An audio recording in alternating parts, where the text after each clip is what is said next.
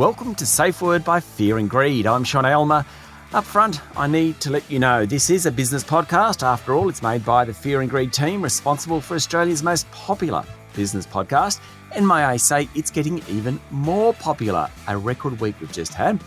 Sometimes things do get a little uncomfortable, even in the world of business, and so a safe word is needed on occasions, just so we can opt out of a conversation, hence the name of our podcast, Safeword. Every week I'm joined by my colleagues from Fear and Greed. First up, Adam Lang, a man who genuinely believes that other people enjoy going through cash flow statements. They don't, Adam, they don't. He's also a man who actually wants to be on a Zoom call rather than meeting by phone, and a man who, in the middle of recordings, just goes off and starts talking to his pet cavoodle, Maggie. Adam, good morning. Good morning, Sean. I thought you really enjoyed our cash flow session this week. Let's move on. Mickey, are you there? Michael Thompson, you there? Oh, I sure am. We love you, Michael, your striped T-shirt wearing man whose handyman skills are, well, nil. In fact, recording today's show was delayed while he put his studio back together. There you go. Michael is a man who loves taking a mile when offered an inch. He has an uncanny ability to smile when giving bad news. That's our Mickey. Good morning, Michael. Good morning, Sean. And I'm Sean Aylmer. Somber, sober, sensible, serious. Exactly what you want for a host on a podcast. Let's get into it. Michael, what are our listeners saying? I can't say Fear and Greeders anymore. Oh, well, I'll say it for us. Right. Fear and Greeders. It is the members of the Fear and Greed community are, and as you say, Sean, that community is growing every single day. It's getting bigger and bigger. You know, I think people are embracing the term Fear and Greeder. I know I am. Yeah. Adam, are you embracing it? I'm trying. I'm doing my best. I think Michael's certainly embracing something. I don't know. I'm not quite there yet on Fear and Greeders. Adam, what was that? We don't even have a safe word in place yet. Well, let's put that in. Okay, look, Fear and Greeder of the week, the piece of feedback that we've had actually comes from a gentleman by the name of Michael, and it is not me. And he wrote to us on LinkedIn. And this is what he said. He said, loving Fear and Greed, by far and away the most informative and entertaining business podcast in Australia, which is fantastic. But he didn't stop there. He went on to say, the weekly breakaway safe word podcast is, wait for it, the highlight of my week. Wow. It is a must listen, and it warms the cockles of my soul every time. And he even goes on to say, suggestion for the safe word for this week's episode coming up is cockles. And absolutely. Because I know I got in trouble from the two of you a few weeks ago because I let a Fear and Greeder pick our safe word and we ended up with jelly. But cockles has a nice story behind it, and it's a fun word to say as well. Cockles. Great feedback, and I'm very happy to go with cockles. Yeah, flattery gets you everywhere. Absolutely, and particularly when you've got egomaniacs like we three. Unconstrained egomaniacs. That's right. Cockles. Can I just say I'm really glad that the two of you are okay with it, because I already told Michael we would be doing cockles and I didn't know how to go back to him and say I got overruled, because I'm not a huge fan of this podcast running like a democracy and you two having a vote and voting me down. I once disbanded. Can I just tell you this? Once I do you remember in school they have like the SRC, this what is it, Student Representative Committee? I really disliked that thing. I was. Were you on it? No, I wasn't, and this is probably the reason why. Yeah. Well, you're a conscientious objector, but so much so that I actually started a rival organisation called the Independent Students Union, and it was tremendously popular. Could you imagine what a pain in the ass Michael must have been at school? Oh, I would have been. But this is the problem. At the very first meeting, and there were dozens of people there, they all just turned up.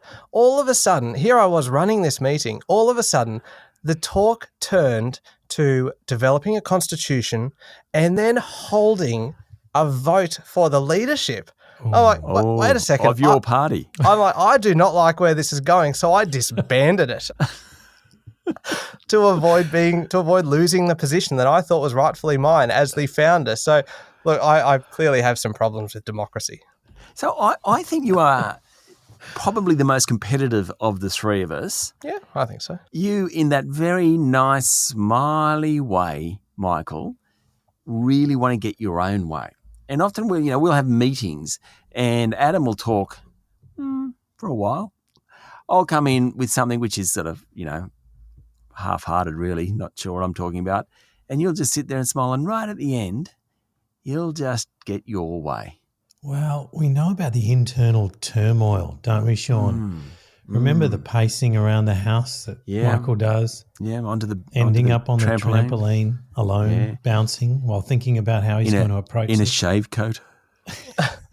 It was a dressing gown. We have been through this at length. It was a dressing gown. And yes, I was on the trampoline. It was 10 o'clock in the morning. And it was only because I was frustrated with the direction in which we were heading. But fortunately, we managed to steer it back around in the direction that I wanted to go. So, look, everyone was happy. Everyone wins. Right? Right. Okay. Cockles it is. Cockles it is. Fair enough. Let's get into it.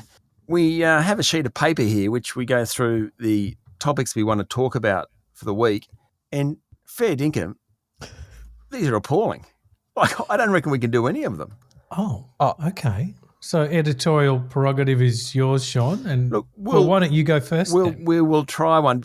No. This one, it was did get my attention, but I found it really, really irritating. Ooh. The Scott Galloway, No Mercy, No Malice newsletter, Weapons of Mass Destruction, or WMDs, Mass Distraction, wasn't it? Weapons of Mass Distraction. Oh, do we have to talk about that, Adam? Well, can I just say, Adam is the only person that I know that reads these kind of articles and newsletters for fun and then sends you and me, Sean, a summary of the key points that he found from this article. Like, you could just send us the link to the article going, hey, have a read of this. Instead, you summarize all the points, which is fantastic because I never have to read the full thing. It is. Well, But then, like 2 weeks later, he says, that's the Scott Galloway one I sent you a fortnight ago. That was interesting, wasn't it? And you and I lie through our teeth. Yep, it was really good. Yeah, good points. Read the whole thing. Yeah. So Weapons of Mass Distraction, and Scott Galloway is a eminent professor at New York University. I subscribe to his newsletter. I like what he does. He's very provocative. No way. Do you really? What? So an eminent professor at NYU, I subscribe to his newsletter from the burbs. In Sydney. Yeah. That is beautiful. The blessings of the internet machine, Sean. And his newsletter is called No Mercy, No Malice, which gives you an idea. He's pretty raw and he can be very, very direct, which I really like. But this one was on weapons of mass distraction, what he's referring to as social media, and really around some of the stats that have come out. And this is out of America, but I thought it was staggering. Average American spends 11 hours per day consuming media, and that is, he reckons, 65% of their waking life. So let's say 2/3 of the time they're awake, they're consuming media. The average American, 2/3 of the time. Yeah, or 2/3 of their waking life. So let's estimate 16 hours of waking life. And sorry, media is all media. Right. So newspapers, television, magazine, radio, social, podcasts. Yeah, the screaming hit of the new century, podcasts. What are they doing for the other third? That's what I'm wondering. Okay, so drilling into that, roughly 40% of that media time is spent on a mobile. So, okay, you're going to get it, all right. So 2/3 of their waking life is on media. 40% of the time's on a mobile device, yeah, probably.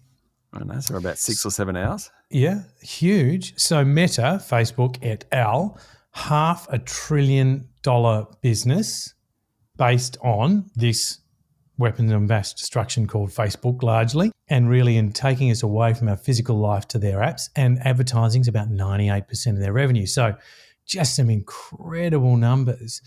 Then he's referred to Google and he said basically Google has been a digital billboard appended to an industry-leading search bar. Basically what it is now, he says, is Times Square masquerading as a search engine. So I thought it was just fantastic. Now, as you guys know, I'm not a huge user of social media, and I have not been on a TikTok machine. I attempted Stop. We just need to this requires a very brief intervention. This is the second time in this story you have referred to something relating to the internet as the internet machine, the Google machine, the TikTok machine. Is device a better word? No, just say TikTok, or just say internet, or just say Google. It ages you prematurely. not prematurely. Correctly, I was going to say. Prematurely. So anyway, I'll concede. Cockles. All right, TikTok Cockles. took me a couple of goes to sign on, as you know, Michael. Sorry, it took you to sign up to TikTok. Took you a couple of goes. Yeah. Did you spell your name wrong? There was a time that there were 2 accounts. I'd signed up to 2 at once, then had to delete one. Anyway, so TikTok has been the screaming hit of recent years. And Has it? Yeah. And What's it about? What is this thing? Well, let's in a moment I'll hand to our younger member of the trio to help us understand, Sean. That's me. Yeah, that's cool. So the parent company ByteDance, now they have created something that's amazing, right? So within their lifespan, it is now worth an estimated $360 billion. So bigger than Netflix, bigger than Twitter, bigger than Uber, PayPal combined. So just think about that. And they do not pay anything for the content they create. It's the users that create the content. And I think this is just amazing. What a story. I've got to jump in. Yeah. What is the point, with respect, Adam, Sure. what is the point of this conversation thus far, apart from Okay. your ability to say the internet machine and the TikTok? Machine. Okay. As a business-related podcast, Sean, TikTok, under the company name ByteDance, have come from nowhere, paid no one for content, created a terrific algorithm and user app experience that people feed their own content into this for free. And Sorry, I got to call it's worth $360 billion. You know, this just didn't happen yesterday. I do. It's been going for years. See, I read about it. I read newsletters every day. TikTok is worth $360 billion and it pays no one for the content it creators. What a business. But that's what Facebook does. Well, yes, it does, but this is bigger. And they've only just started paying for content now. YouTube? This is bigger. Can I just? I really do think you got off easy there, Adam, when you were telling your story of starting up your TikTok account. The TikTok, please. On the TikTok machine, because this is. Keep in mind, this is the catalogue of Adam's technology challenges. It's getting quite long. You've got Vast. Your website with a yoga template. You froze our Twitter account for a couple of days. You set up our YouTube page in your own name instead of Fear and Greed. You tried to share a single post on Facebook, and you did it 3 separate times over about a week. And I don't even know whether you realised this yet. Let's not forget the size of the photos on our website too, Michael. That was magnificent. The photos on the website as well, that yes, where my photo was there and Sean's photo was there, and then yours was like a behemoth next to them. But I do suspect that one was deliberate. Accidental. But the TikTok incident, really, you accidentally set up 2 TikTok accounts. Yes. But you do realize that within that, you never actually set up a TikTok account. You just set up the TikTok business page. And unfortunately, this was what and our colleague Luke, who's not on this podcast but works as part of the Fear and Greed team, called me and he goes, I'm really trying to get into the TikTok account that Adam has set up, but I don't think he's set up an actual page. He's just set up a business login. Okay, well, we won't tell him. Let's just set up the TikTok account within that. And of course, I thought, oh, well, I will be telling him this. I'll be saving it up for Safeword. Yes, while recording. That's right. And so therefore, we ended up with 2 TikTok accounts, but neither of them actually usable. So I just thought, you know what? It's almost too good to let that one go. Good news is we've fixed it. We now have Fear and Greed on TikTok, and I look forward to seeing Adam's first video appearing TikTok on there shortly. Yeah. Will it include Maggie, some There's an idea. eagle-eared listeners can hear Maggie in the background there? Yes. Maggie's missing me at the moment. I apologise. To Maggie or to us? Both. Just to be safe. Do you reckon your family kind of are really delighted that Maggie's here because at least Dad will play with the dog now? Stop bugging us. Talking to us about newsletters. How many members of your family have you signed up to newsletters? Like you just go, you know what? I reckon the kids would love this one from this eminent professor. I have Dad. talked to them about them though. I never. Is that Maggie again in the background? I apologise. Yes. Do you want me to go and talk to Maggie? No. Well, I don't think we can stop you. I'm sure you'll duck off. She's getting a bit lonely. Might need a chat. Can I suggest there was a story as well, and I'm sorry to pivot if I can use that please term. do. Please do. Cockles. Hang on, did you just cockle my pivot? Yeah. Business jargon. That is a sentence I never thought I would say. Did you just You cockle my cockled his pivot? pivot and he hadn't even started. I know, but let's not get things going with jargon. Okay. All right. No, that's It's fair. best if we use the English Oh, language. so I get it. So you're cockling his use of jargon, the word pivot. Yes. Got it. Okay. Righto. Well, Change direction, Michael? I will. Yes, I'll have an about face, and we'll circle back to Very the topic good. I wanted to raise. I think you should take a different tack. Let's Perhaps socialise find this. a new journey Yep. to take us on. Run up the flagpole. Yep. There was a story doing the round. Actually, no, this has been actually a big debate, particularly kind of in the US, it seems like it's been an issue. And it's about whether in the workplace your colleagues should know how much you're being paid. And I don't know whether you've seen this, but there's been some businesses in the US that have tried to make it a sackable offence to talk about your wages or your salary in the workplace. It hasn't really been enforceable. But the bosses who try to do this, and usually it's kind of small businesses that try and do that, and they'll do it like with a single typed page stuck to the wall saying, "You have been warned. Do not mention how much you're being paid, or you will be sacked." And it's usually just to try and make it easier for them to not have to deal with people kind of demanding either parity or wanting to know why one person's paid more than the other or whatever. But there's been a big discussion, particularly on LinkedIn this week, about a company in Paris. And so they've taken an entirely different approach and introduced full transparency over salaries. Everyone knows their co-worker's salary. This is a health insurance provider. They want everyone to know what everyone else is earning. All employees get an automatic 3% pay rise. If a member of staff wants an additional increase on top of that, it has to be voted on by all of their colleagues to ensure that everyone remains accountable to each other and that they know why they are deserving of this kind of pay increase. Wow. Come the revolution. Yeah, and I thought that is completely different to the way that things operate here. And I actually was genuinely interested to know from both of you. You've both been managers, and so you would have had these pay discussions with people on any number of occasions.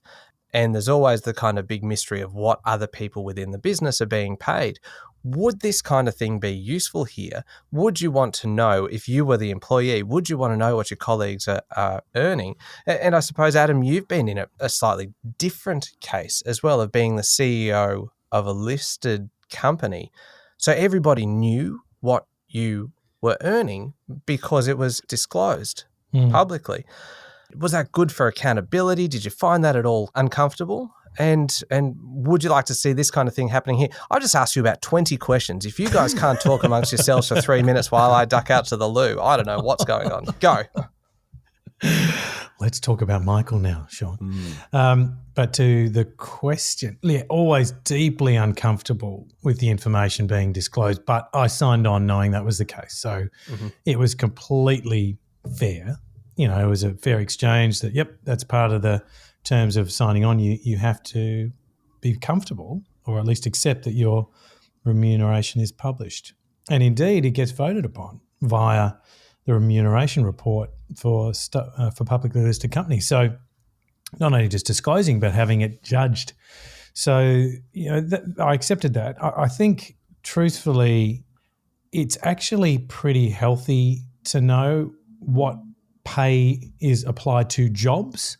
I don't know that it should be personalised, as in making everyone's name next to exactly how much they get paid available. I think jobs have a low, middle and high range based on the level of experience and expertise that each individual can execute that role at. So I think it's good to have pay bands for jobs.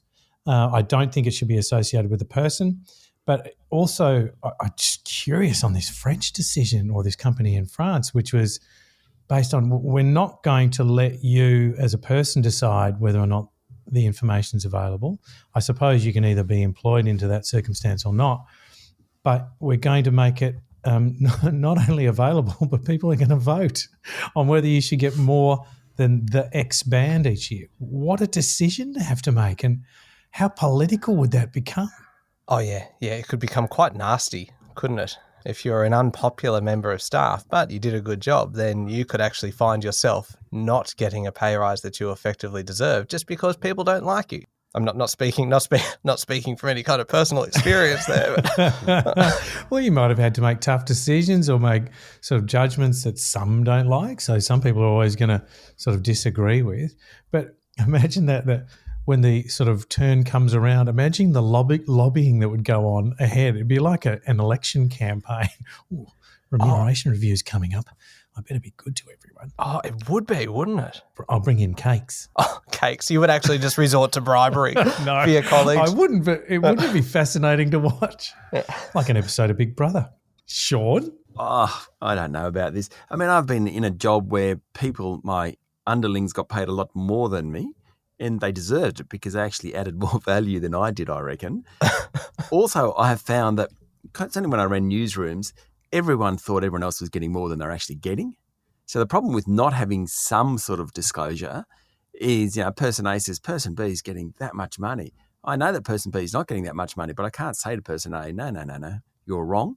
So the public service uses bands, and so your level 1, 2, 3, 4, 5, 6, or whatever the bands are. Yep. And, within that there's a range. I don't think that's a bad option. The thing, though, I think, which is a bit I don't know what I think about this. I think women are paid less than men, right? I think that you should start disclosing the disparity between men and women. I'm not sure how you do it without personalising it. I think that's entirely a good thing. Yeah, but if you could somehow, because everyone should be paid what they're worth and what the market provides and that. And we saw, this week we saw the example of Nick O'Kane from Macquarie Group getting paid $36 million in a year's work. Now, that's full of bonuses, but not so much because he was great at his job, but because commodity prices went through the roof. The Shamara Wickramanayaka, the CEO of Macquarie, got paid $25 or $6 million, I think. Staggering numbers. I mean, I quite like the fact, though, that the highest paid CEO is a woman. That's kind of cool. And at the end of the day, I know exactly how much you make, Adam, from Fear and Greed, and exactly how much yes. Michael makes from Fear and Greed. And you guys know exactly how much I make from Fear and Greed. As it turns out, it's very similar. Very similar. Not much. Well, you'd be assured to know I can calculate it to the cent, and Sean, you're correct. I'm sure you're good. Now, look, I've got a bit of a gripe. Oh, yes. Go on. As you guys know, this house that I live in, where there's, 10 of us at times, 8 kids, Jackie and I, and we've basically been in some form of COVID isolation for 3 weeks now. Jackie particularly, because I got COVID, so she had to isolate, and then one of the kids got COVID, so Jackie's still isolating. Jackie's now got COVID. 3 weeks of isolation. What my gripe is, these rats test, I don't reckon they work. We have had rats tests coming out the razoo. Proverbial. Over the last 3 weeks, and sometimes they say positive. That's all fine. And then suddenly, 3 days later, they say negative. It's great. You test again, you're positive again. Or in Jackie's case, she tested every day for 2 weeks, was negative, and finally the house was COVID-free, or it was actually the seventh day. That afternoon, Jackie tested positive. Now, my gripe, how are we ever going to get reliable COVID tests? Well, the thing is, you can go to the TGA website, I think it is, isn't it? And they actually list them in terms of their accuracy. Oh, is that right? Yeah, so you go for the higher ones and just make sure you buy those specific rat tests. And if in doubt, just go for a PCR. I think that's the... So, yeah, we ended up going for PCRs and that, but there's not a great incentive to actually do a test anymore. Well, indeed. So if you test positive, you've got to self-report, and if you do a PCR, isn't it automatically done? Yeah, but if you don't, if you just feel okay, why test? Well, it starts with symptoms with you or someone else, right? So I think what you're talking about is the practical reality. I think a lot of people are not testing. Your wife had no symptoms, Adam, and she asked you to isolate from her. Yes, got him. Oh, well done. That was the longest setup I've ever heard. We just knew that something like that was coming. Masquerading as a gripe. Oh, well played. done, Sean. Oh. But tell us a story, Adam. You were isolated from everyone but Maggie for quite some time. Lara did get COVID. Our boys got sick, not COVID. I got sick, not COVID. But I was asked to isolate throughout. You were asked to isolate for like a month. It's funny that the isolation still goes on, actually. But thank God for Maggie. the illnesses seem to have disappeared, but apparently not quite enough. No, I wasn't actually setting you up then, Adam. I do have a bit of but I definitely have a gripe about the RAT test. But TGA, is that the Therapeutic Goods Administration website, is the place to go, Michael. That's the answer. Yep, sure is. Definitely. Yeah, jump on there. I'm with you though, Sean, on the rapid antigen tests. You'd like to think that the rapid antigen tests were accurate enough to know that when you were with the disease, you did test positive. But the accuracy level, you tend to think it can apply to both when you're positive and negative. So PCR's really the only way. Two very quick points on that. Number one is that, I mean, the RAT tests are always going to pick up the symptoms later. PCR tests are more sensitive, so we'll get them kind of a day or two perhaps earlier. And the other one is, Adam, you have made it very clear in the past that you dislike acronyms passionately. And you just said rapid antigen tests. I did. You said that multiple times. Yet then you just drop a PCR bomb. Oh, I did too. Without ever once doing it. Do you feel dirty now, Adam? Oh, I feel ashamed. Yes, that filth won't wash off. Do you know what PCR stands for? You know what? I can't even think of what it stands for right now. Do you know, Michael? That's probably why I said PCR. Really? It's the polymerase chain reaction. That's right. Well, it was only last year I could have said that fluently. A technique used to amplify small segments of DNA. It appears that you're on the same website that I am at the moment, Sean. I'm reading the same thing. Genome.gov. But I just can't wait to hear Adam just drop that into conversation. Like, oh, yes, I've just had a rapid antigen test, but I couldn't find a polymerase chain reaction test as quickly as I would like to. So, yes, BRB. I'm going to go get one of those. What's BRB? Really? I suppose you call the internet machine a machine. It's be right back. Oh, God. Okay. Come on. Very close to a cockles on that one. Go on, just cockles me and move on. Let's just... Cockles to all acronyms. All right, let's go. Move on. Moving on. Okay, now look, there is one topic that you guys put forward that I want to mention, and I've actually thought of it a couple of times in the past week because I've gone in to town and we're moving around a lot more. And the homeless, there are homeless, maybe they were there during COVID. I wasn't there during COVID, but I've just noticed more homeless people on the streets. And as you walk past them, the homeless often have a cup out, hoping that you'll put money in. And I don't always, but often if I have $1 or something or whatever change I've got, I would put it in there generally. I don't carry cash anymore. Yes. Yep. Very few do. This is an issue that's kind of been bugging me for a little bit, and I'm sure Adam has some wisdom from a newsletter or a journal that he subscribes to, Cashless Weekly, perhaps. A Scandinavian professor. That's right.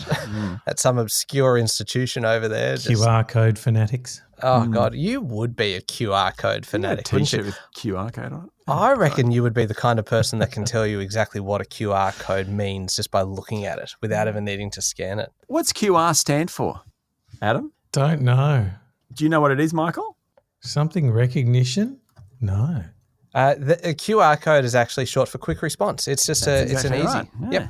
Yep. And so a quick response needed an acronym, did it? Thanks very much. Well, now, Adam, are you actually going to be true to your beliefs? Are you going to stand by your convictions? And when someone asks you to scan in at a shop, you'll say, I can't find the quick response code. And they are not going to understand you. Like Channel 9 during the Great Debate.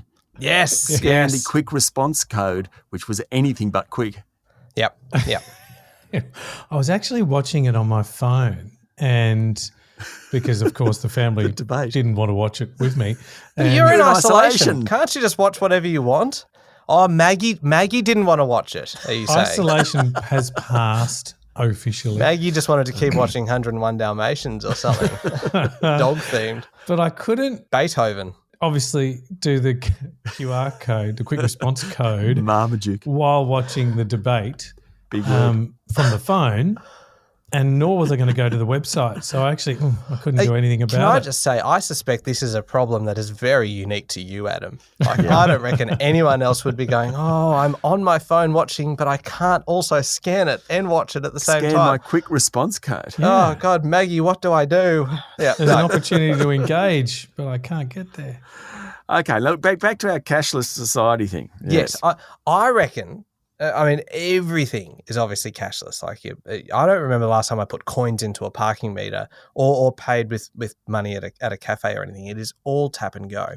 Yeah. But I think it's gone too far because I had an experience with this in the last week. With primary school, we have a child in kindergarten, and they had a Mother's Day stall, and you had to pay for it in advance online, and then kind of submit how many gifts you wanted to purchase from the Mother's Day stall in order to buy food from the canteen. We're only at a very small school, so the canteen's only just opened at the start of term 2. But you have to order online, and you order all your food on there and pay online. Is this new? I mean, I'm only obviously very new to the school environment. A few years. Because I've got a very distinct memory of kind of taking your lunch order in a written on a brown paper bag, the coins rolling around in the bottom of it. But now you just... That was 20 years ago, Michael, that you're at school. Yeah, but now you order your sausage roll and sauce on the website, pay for it online. The kids never have to... You know what? I'm going to call for this right now. A new Safeword campaign. Bring back cash. Because how are kids ever going to learn the value of money if all it ever is just putting it in online? If you can't hold money in your hand, how are you ever going to appreciate the value of it? Bring back cash. How are we going to transmit disease if we're not holding continually those dirty notes and passing them to someone else? I'm with you, Michael. Bring back cash. Adam, how are you going to transmit disease? Preferably I won't, Michael. Because I'm in isolation. Sorry, I think I might have paid attention to the wrong take-home message from your rant there, Sean. Can't we just jump back on the let's bring back cash? Bring back cash. Teach kiddies about the cash. I think Cash for Kiddies. That's a terrible name for a campaign. That is very, very wrong. Cockles. I'm not cockling the actual campaign. Bring back cash is still a campaign. I'm just cockling your contribution, Sean. Yeah. And yours too, Adam. I want to move on from this. Look, we're running out of time. At this time of the show, we do like to give our recommendation for the week.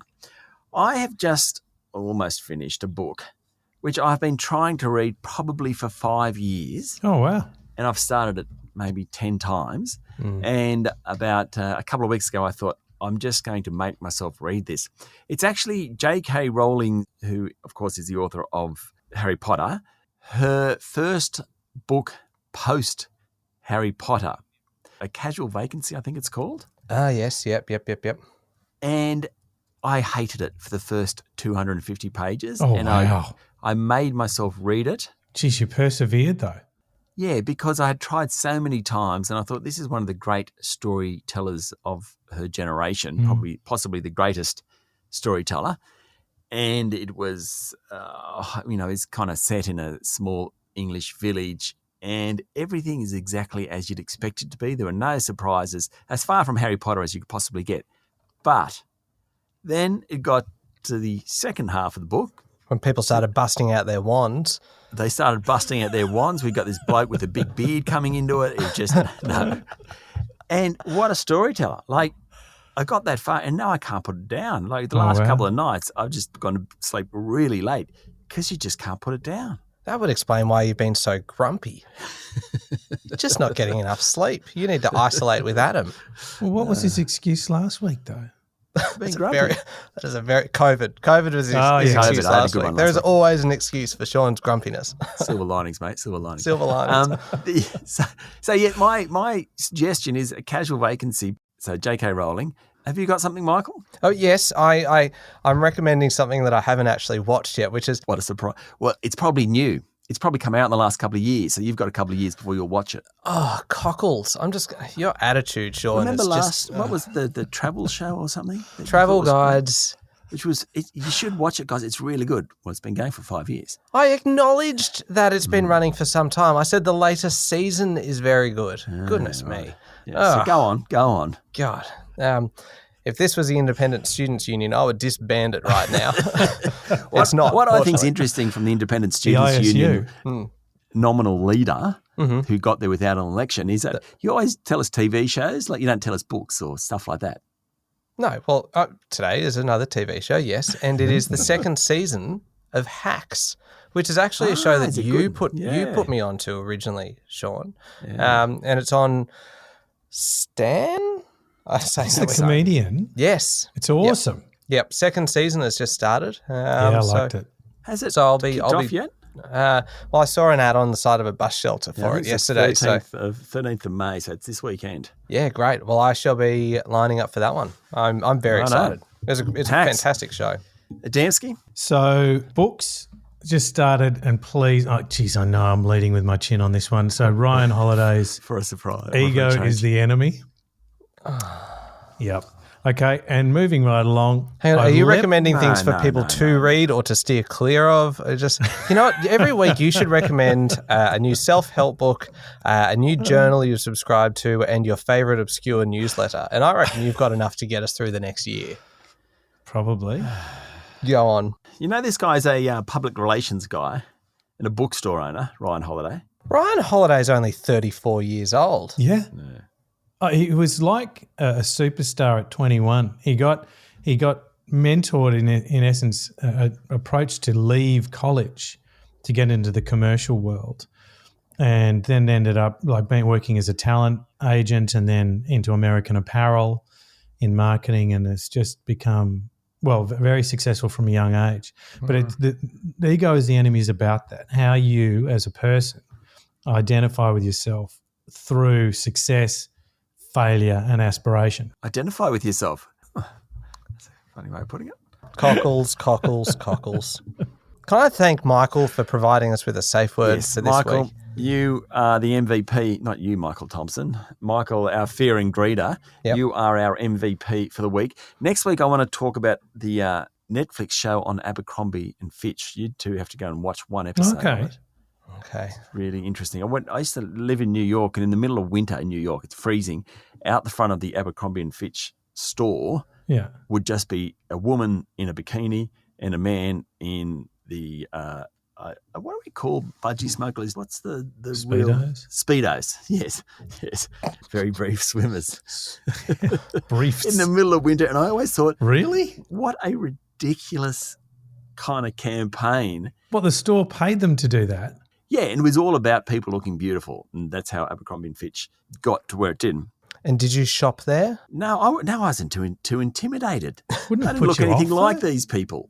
Like, here's scrawny little white me coming into this bloke in the middle with, I couldn't do it. But anyway, I think we better wrap it up. Mickey, thank you for joining us this morning. Enjoy your week. Thank you, Sean, you too. Adamski, same to you. I hope there's not too much kids' sport involved. Thank you, Sean. That was Safeword by Fear and Greed. Don't forget to hit follow on Safeword so you get a new episode every week. Tell your friends, your family, and your colleagues. I'm Sean Aylmer. Have a great day.